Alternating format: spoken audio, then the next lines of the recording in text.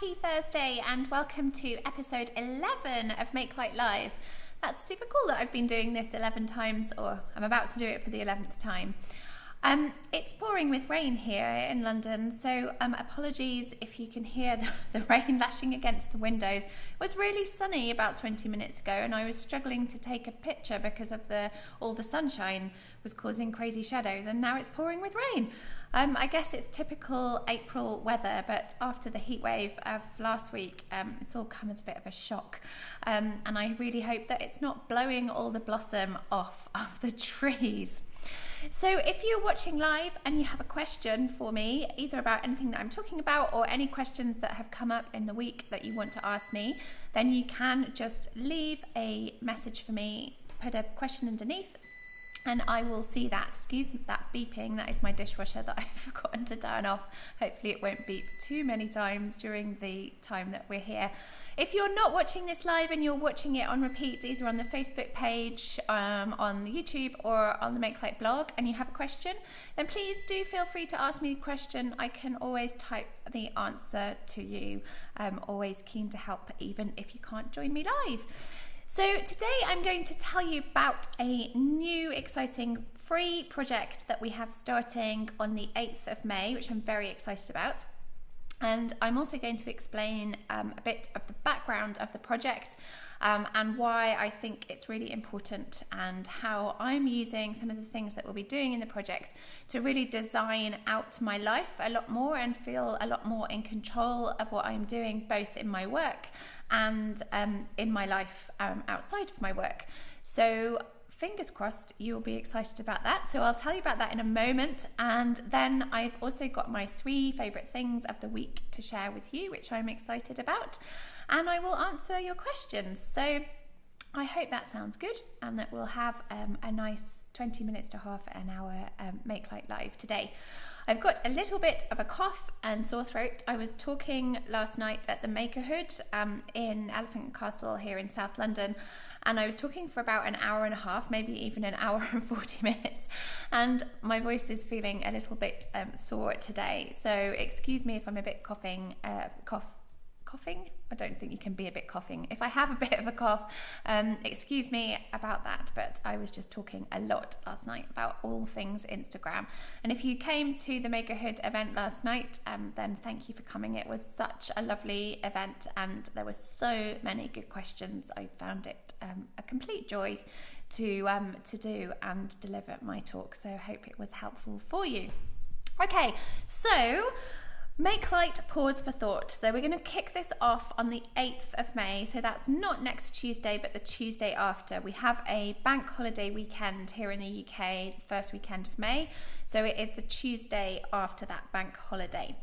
So that's not long away. And I will share the link when I have finished and you can sign up to it. It is completely free. It runs for 2 weeks. And as I said, it's called the Pause for Thought. And I really like to, around kind of May, June time, I really like to look at how my year has gone so far. So I think back to January or maybe December of last year and all the things that I was planning and hoping for in 2018. And then I have a look at what I've managed to do so far and what I need to do in the rest of the year to make it a year to remember and to make sure it's my best year yet. Now, obviously, all sorts of things happen to us that are beyond our control, and sometimes we can't have our best year yet because things happen. People die, sadly, we might get poorly, someone we love gets poorly. Things can happen to us that are not in our control, but you can control a lot of things and you can make choices. And you can do reflection and planning regularly to really help you to keep growing your business, or if you have a business idea that you want to get going, or you have a blog that is for love, or you have a project that you love to do when you're not at work, or you want to think about how you are living your family life. All these things, I believe, if you take time to regularly reflect on what you have done and what you still want to do, then you can really make stuff happen. I think in the past, I have got kind of all excited about the year ahead and thought, I'm going to do all these amazing things. Here are all my plans. I'm going to set my goals. It's all going to be amazing. And then I end up kind of halfway through the year, kind of hitting the summer holiday time, or kind of June. And then obviously if you have children like I do, there's a bit of a gap in the year because the children are off for 6 weeks, and even if you're working some of that, it's still going to be disrupted time. And so I really kind of think of May, June as my midway point. Obviously June is the midway point. At the end of June, that's 6 months of the year done. But around May, June time, I like to start thinking, because it really helps me to think about what I'm going to manage to do before the summer holidays, and then what I'm going to make happen in September to the end of the year. So I'm inviting you to take part in this. It's 2 weeks long. It's not going to take up much time each day, but by setting yourself some time each day, or if you want to set a chunkier amount of time once a week in both the 2 weeks, or 2 days, however it works for you, then it's not going to take up loads and loads and loads of time. But each day there will be a video and exercises, things for you to think about. There'll be a Facebook group where you can interact with other people. Whenever I run these projects, and hopefully this one will be the same, there are lots of people that take part from all over the world. So it gives you a chance to not only benefit from the things that I'm giving you each day, but it will also give you a chance to connect with other people, to meet new people, to find new connections that you didn't have before, and also to have some accountability, because I find that I often sign up for things, or I read things and I think, oh yeah, I'm going to implement this, I'm going to do this, and I get all excited at the beginning, and when I put my email in, and then life happens and it gets tricky, to keep coming back. And so doing things like this together really, really helps all of us, me included, to keep going, to bounce ideas off each other, and hopefully to form friendships that you can take beyond the 2 weeks. So I hope that lots of you will sign up for this, that we start on the 8th of May. So it's not very long away. I can't quite work out how many days that is, something like 10 days, something like that, 12 days, maybe 12 days. So not far away. But hopefully that gives you some kind of lead up time to set some time aside during those 2 weeks. But everything that I share with you during those 2 weeks will be available to you whenever you want to access it. So if you find you just haven't got the time and you want to kind of dip in and out of it, you can still go back on the Makelight site and access all the stuff that I'll be sharing. So you won't miss out, even if you kind of look at your calendar and think, oh my goodness, I'm really busy during that time. How am I going to squeeze it in? Still sign up, join in the bits that you can, and don't worry, because you can access it when it's the right time for you.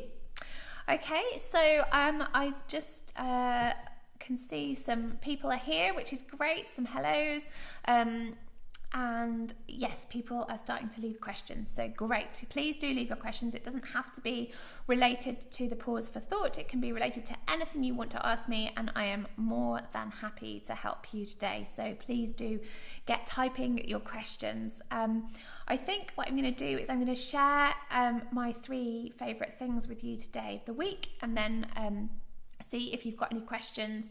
And I can see that Alex has just asked one, and I'm sure there will be some more, or some thoughts, and if you have any questions about the pause for thought as well, then please do pop those in too. Okay, so my 3 favourite things. I've got 2 books this week, and something that's not a book.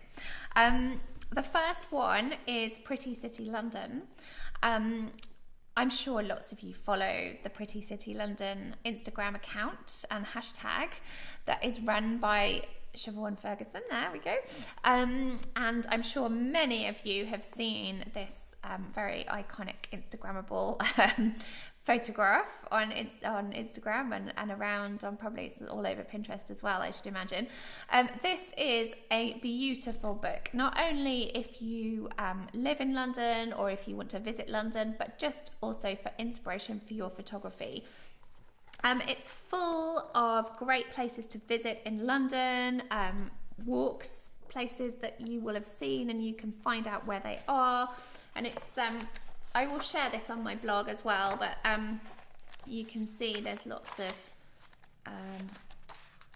amazing, like there's Dawn Books, there's, sorry, it's hard to look at the lens and flick the book all at the same time. But it's beautiful, it's beautiful. And there's also tips on photography in there as well. And how beautiful are those end papers, really, really pretty. So that is just a beautiful book, beautiful gift that would make for somebody or for yourself. Looks lovely on your bookshelf. And I love it. Really lovely to see someone who has, launched something on Instagram, become very successful, and then they've got a book project out of that. So I think that's really exciting and very, very inspiring. And I was really happy to have pre-ordered it, and then it arrived. I was like, yay. Sometimes I pre-order things and forget, and then the excitement when the delivery comes is really, really cool. And this second book is definitely one of those as well. So this is Craft the Rainbow. You might have seen a peek of this on my Instagram stories yesterday, and it's going up on my blog later today as well, so you'll be able to see more of it on there.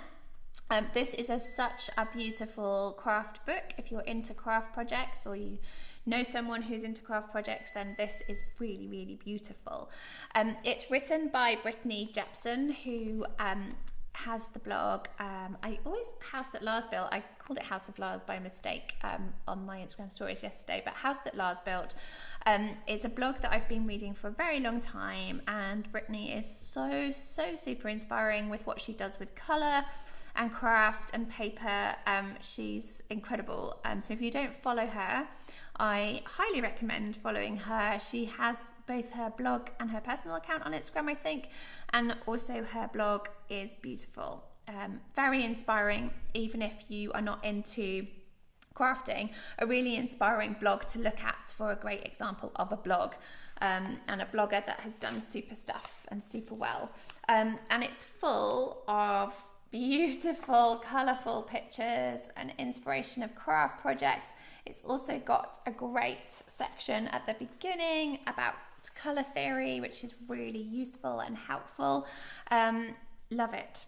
Love this book. Also looks really pretty on the bookshelf. I do like books that have thought of all the details. I really love that. So I'll be sharing the links to these books when I have finished, and also this will go out. This is going on my blog later today, and I'm sure the Pretty City London one will go up very soon as well. Now, my next thing is really exciting. I'm not sure how well it's going to kind of appear on the camera right now, but I was sent this. So the first two things were not gifted, they were bought by me, but this was gifted, and it's really exciting for my daughter, my big girl, Imogen. She now has her own bedroom. So my children by choice, my 4 children by choice, have chosen to share a room for the last, I don't know how many years. So the 3 of them have been together in a room. How old's Max? So Max is 7. So they've shared a room for probably 5 years, and then Rudy joined a couple of years ago as well. So that was completely by choice that they wanted to do that. But Imogen has recently moved out because she is 11 and feeling very grown up and sophisticated and about to go to secondary school.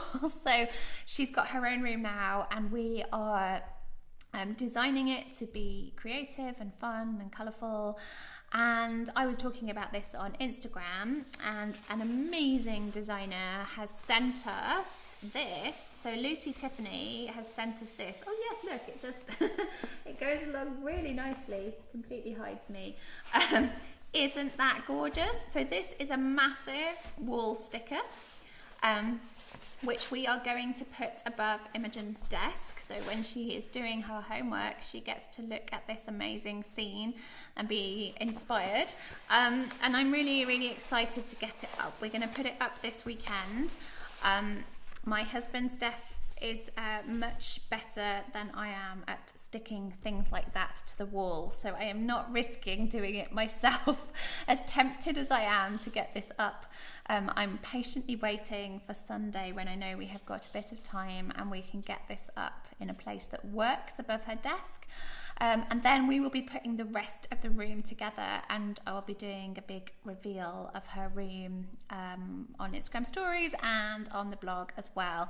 So that is Lucy Tiffany. She makes amazing wallpaper and now these wall stickers as well, and other things. She has a beautiful Instagram account. It's so colourful and inspiring and botanical, and I just really, really, really love it. I'd love to have a whole room, or at least a wall, done in her wallpaper one day. So yeah, I'm excited to have a bit of Lucy Tiffany in our home very soon. Well, we have it, but it's got to go up on the wall. So those are my three favourite things of the week that have been inspiring me. I had about 10 things to show you today, but I've just had to pick those three. I've had a busy week of loveliness, which is really nice. But yes, so there we go. There are my 3 favourite things. Now I'm just going to pop over onto my laptop to see if you've got some questions for me. I feel like I haven't had quite as much to say today as normal, but that's because I just wanted to talk about the pause for thought rather than also throwing in a theme as well. So there is more time than usual for questions if you have them. So I'm just going to turn my sound down so you can't hear me over the top of me. Here we go. So Chrissy has said there's no rain in North London yet. So yeah, she's just north of London. Yes, I'm not really sure what's happening. We've got completely blue sky again now, which is good because I have to go out after this. So hopefully no more rain. Right, okay. So Alex has asked, she's building a lovely Facebook group which aims to support and inspire busy parents to cook healthy meals from scratch. I'm trying to post what my family are eating at 9 p.m. each weekday. Lots of the lovely members are posting there too, which pushes my posts further down. I was thinking of having a theme each weekday, Monday Madness, Q&A Tuesday, etc. In your experience, is there an optimum number of recurring themes, and is there a way of analysing the posts to see what is best? Okay, so just a word about Facebook groups. They are wonderful things and I wouldn't be without them. However, they have become slightly trickier to run than they used to be. So it used to be that if you had a Facebook group, everybody in the Facebook group would see everything you posted. And anyone else posted in the group, which was so effective because as you probably know, on a Facebook page it's really hard to reach all the people that follow you. So for an example, I've got 36,000 followers on this page, but when I post something up, Facebook will show that to just a few hundred, and then if there's been a reaction, a few more hundred, and so on. So it like trickles it out, and it can be really, really difficult. It used to be that for a group it was super easy because anything you posted got seen, everyone in the group got a notification.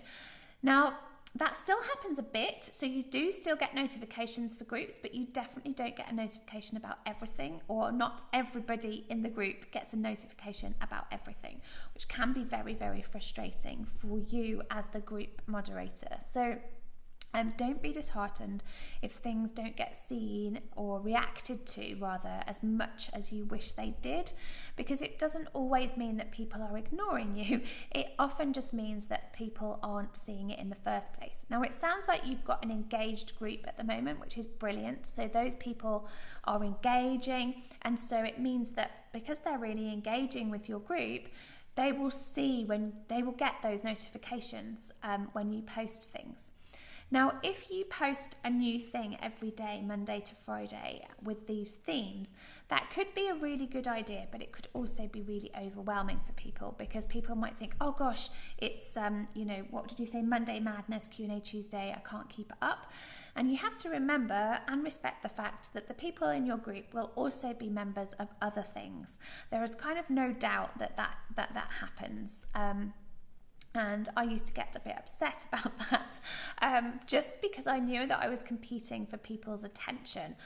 And now I just, I don't get upset about it. I just realise that that is the reality of the online world. It's the reality of my online world as well. I am not just a member of one thing. I'm members of many things. And different things at different times will get more of my attention than others. But if I have got to kind of commit to something 5 days a week, then, and unless it's for a short amount of time, then I'll probably struggle to do that. So you might want to have 3 things every week, or start it off with 1. So if you are wanting people to come for a Q&A on a Tuesday, then just start it off with that as the regular thing. And then people feel like they can commit to that, because they're like, okay, it's Tuesday. I know I can go to Alex's group. She will be there to answer my questions. I can leave my questions in advance.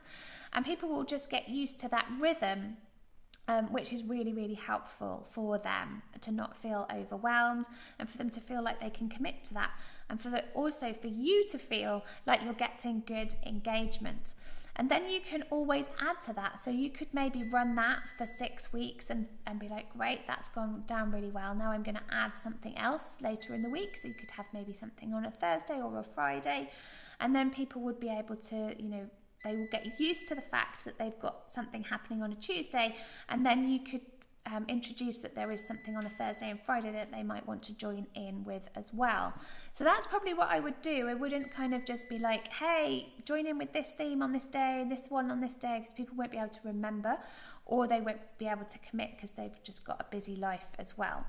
That doesn't mean you can't post something in every day. Posting something in every day at 9 o'clock sounds a really good idea. There's generally lots of parents online at that kind of time. They've got their children into bed, they've had their dinner, and they're sitting down relaxing. And that's very often a time when you can get parents on social media. So that sounds to me like a good idea. Now, if you're struggling with your posts slipping down because lots of other people are adding things in, you can pin your post to the top. So only an admin can do that. So don't worry about anyone else being able to do that.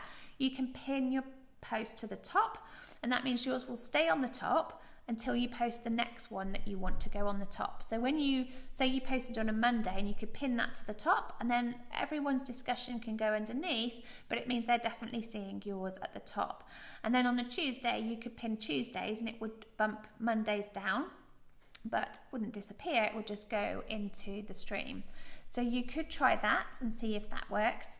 Another good thing is to use images, which I think you are, because I think you're posting your meal. I'm not sure if you're writing what you're eating, but if you can put an image, or you can create a graphic with some of the writing on, that can also be a good way of making sure that your thing is seen, because people will start to recognize that and be like, oh, that's Alex's post. So they'll kind of scroll down looking for your things. And so if you make them recognizable, then it will be easier for them to do that, because if you have a busy group, it can be really overwhelming for people going in there. Where do I start? Don't know where to start. Help. So that's what I would recommend, Alex, and I hope that is helpful for you. And let me know how your group's going and if you need any more tips. But that's definitely what I would recommend to start with. And don't forget to tell people, I'm sure you do this already, but don't forget to tell people on your other social media channels that you have this Facebook group and that they can join it, and tell them more than once. So you might want to make a note in your diary to remind people every week that you have this Facebook group, because I know I'm terrible at remembering to remind people. I think, well, I told them once, but so many of the people who follow you won't have seen that, or they will have seen it and then they've forgotten because they've got busy, and then they can't quite remember what you said or where you said it was or what you said it was called. So don't ever worry about reminding people more than once. If people already follow you on the Facebook group, they're not going to worry about you telling them again. They'll just be happy that you're promoting it and building it, because then it'll be more useful for them, because there'll be more people in there that they can connect with. So don't be shy about sharing. Okay, so I'm just seeing if anyone has any more questions. There's lots of hellos, which is nice. I'm just going to refresh there. So let me just... oh, that's really nice. So Rachel has said that she loves watching the Makelight videos, which is really good to hear. And usually she watches them on repeat, but she's live here today. So hello, Rachel, and you have a small handmade baby clothes business, and she has a question. So let me just click more. Okay. So I find it so hard to write engaging posts without appearing to sell. I loved the March Meet the Maker challenge and the prompts that came with that. Do you have any suggestions as to a prompt sheet which may be useful? I loved giving a background to the brand in the March Meet the Makers, so any other suggestions would be great, please. Thank you, Rachel. Wow, what good timing. So last night I was speaking to a group of makers from South London about Instagram, and I was telling them about a prompt sheet that I have, and I think it's got about 50 ideas for makers to tell their story. Yes, handmade baby clothing, perfect. Okay, so it's all prompts to help you to tell your story, basically, because it can be so hard to think of things. And that's why challenges like Meet the Maker are so great, because you've got the prompt there and then you're like, oh yes, I can talk about that. So it's a prompt sheet for makers. And what I'm going to do is, there were several people that wanted that from last night, and I said that I would send that to them. And I can just make that available as a download on my blog. So I will do that because it's such a useful sheet, and I think more people should have it. So I will just get that up on the blog. It might not be this week. It might be at the weekend. So today I don't think I'll be able to get it up, but you never know, I might. But tomorrow I'm travelling for a Makelight gathering up in Birmingham. Hello to anyone who's coming to that, by the way. So I'm going to be up in Birmingham tomorrow, travelling, and then I'm staying over and seeing friends in Birmingham on Saturday. But on Sunday I'll be doing bits and bobs of work, and definitely on Monday I can get it up. So if you're wondering where it's gone, it will be coming, and I'll do my best to remember to put the link in here, but I'll definitely put the link up on Instagram and the link in the Facebook on the Facebook page. So even if I forget to put it actually on this thread, I'll put it on the Facebook page, on Instagram, and it will be on the Makelight blog. So just go to makelight.com/blog and you'll find it. So look out for it, probably on, being realistic, probably on Monday or Tuesday next week. But I'll put that up there, and I think that will really help you to get unstuck. And I think once you start to do more of these things, so you did the March Meet the Maker, and if you use my prompt sheet as well, you'll then start to get in a better flow with it. And I really suggest having a notebook, and when you think of things, just writing them down. Or when you see other people tell their stories and you think, oh, that was really good and engaging, write down what it was that inspired you about that. And then in the future, you could use those ideas to share your version of that story. So you're not copying their story, but you're just copying the ideas of the things that they shared that you found inspiring and engaging. It won't just be you that found it interesting, other people will too. And so if you tell your version of that story, then that will really help you. So I hope that's okay, Rachel. Really good question. Okay, so we're kind of coming to the end of the half an hour now. I can't see any more questions, but I'm just going to double click thing just in case.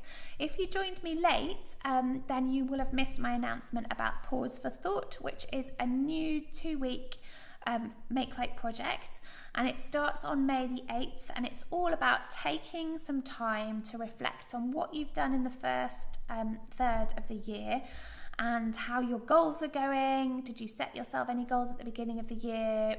Have you done any of them yet? How can you work towards them? Have they changed? Because sometimes we set these goals for ourselves and things change. We can't predict always what's going to happen. Things happen in the world. Trends happen that we maybe didn't see coming. And so we often have to change our goals and adapt our goals, and it's really important to be able to do that and not to be kind of, well, I said I was going to do this, so I'm only doing this, I'm not moving from this, I'll look at that in 2019 when I put that on my list of goals. So these 2 weeks will really, really help you to reflect on what you've done so far, reflect on where you want to go, and we'll look at all the things that you're doing both in your work and in your life to make sure that you make the rest of 2018. We still have 2/3 of the year to go, so plenty of time to make it amazing. I'm sure you've been making it amazing already, but I really want to help you to have your best year yet. So the Pause for Thought, it's free to join. I will share the link with you. You'll see the link coming up all over the place over the next few days and the next week as well. So you hopefully won't be able to miss it, and you will sign up. So it starts on May the 8th and it runs for 2 weeks. It's not going to be an overwhelming course that takes hours each day. It will be something, short videos, exercises, Facebook group, Q&As, the kind of thing that you can fit into your life, but I think it will be super valuable. So I really hope you will join me with that.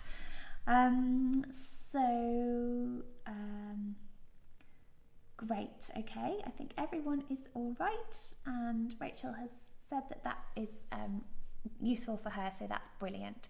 So thank you so very much for joining me today. Next week I won't be here on Thursday because I'm going to an exciting press day at Kew Gardens, which I'm really excited about. My PhD I spent a lot of time at Kew Gardens when I was doing my PhD. It's a place very close to my heart. So I'm there for a press day next Thursday, but I'm going to see if I can find a slot to do a Makelight Live at a different time. And if you can't join me at that time, you'll obviously be able to watch it on repeat anyway. So I'm just looking at my diary and figuring out when I can squeeze one in, but I'll definitely be back the following Thursday. We'll be well into May and into the Pause for Thought. So I will definitely be back in 2 weeks' time at the same time as normal, and I will try and fit episode 12 into a different slot next week. So thank you so much again for joining me. The sun is shining again here in London, so that is lovely. Enjoy the rest of your week. Have a fabulous weekend, and I will see you again soon. Take care, everybody. Bye-bye.